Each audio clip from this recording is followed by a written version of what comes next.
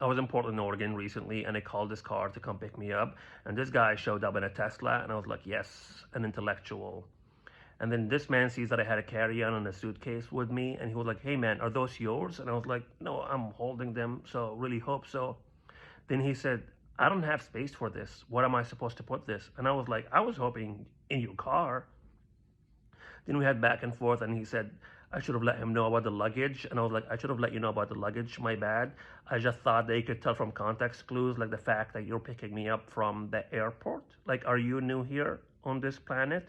Do you think I work here? No, I just arrived, just a civilian.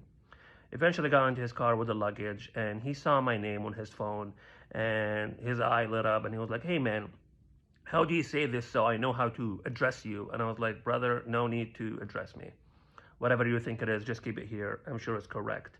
But he kept insisting, and I was like, it's Muhannad. And he was like, what? And I was like, Muhannad. And he was like, that's interesting.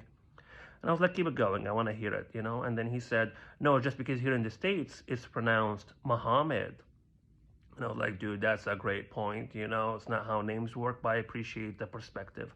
I love to learn. Then we kept on driving, and he had so many questions to ask me. One of the things he told me that he doesn't do Uber full time, in case I was wondering. And I was like, I'm not wondering. And then he was like, oh, I'm just doing this so I can meet people.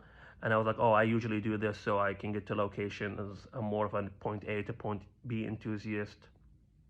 Then he was like, can I ask you something else? And I was like, I don't think I have a choice, so ask it. Then he said, are you into crypto? And I was like, dude, I would have rather if you said something racist. Like, why would you say that to me? Is that the vibe I'm giving off? Then he noticed that I have a slight accent, so he asked me where I was from, and I said I'm from Libya because that's where I'm from.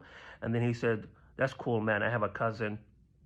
He works in Saudi Arabia." And I was like, "Bro, that's also a country. I'll give you that."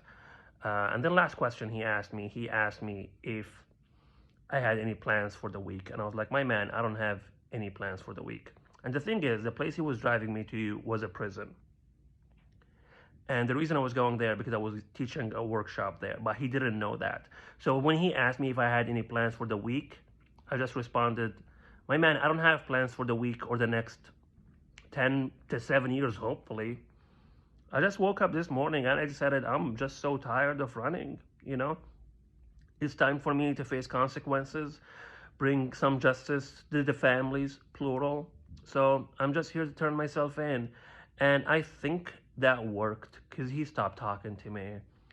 And I love that man thought I was walking into a prison with a carry on.